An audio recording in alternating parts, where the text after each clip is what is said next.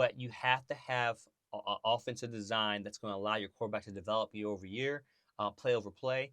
I'm sorry, game over game, season over season. But if you don't do that, you're only allowing Jayden Daniels to work within the parameters of the offense and not allowing him to create because he's relying on the intelligent design of offensive coordinator and doesn't have the ability to change, flip things. He's ultimately going to fail because the defensive coordinators don't have to beat Jayden Daniels.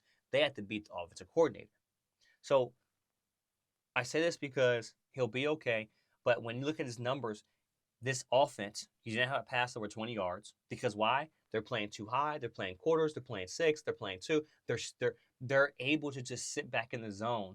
And the West Coast offense, I mean, the air raid offense is not being successful against this defense. You have to establish the run for you to be able to throw in the NFL.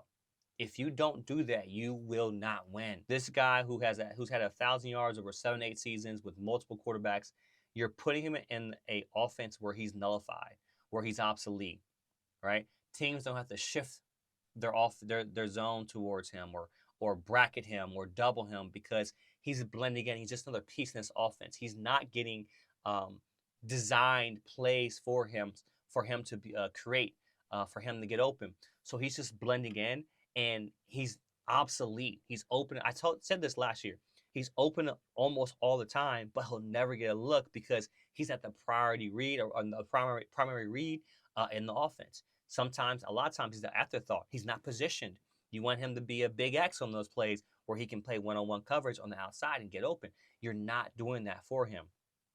The last thing I'm going to say is this about with the Commanders.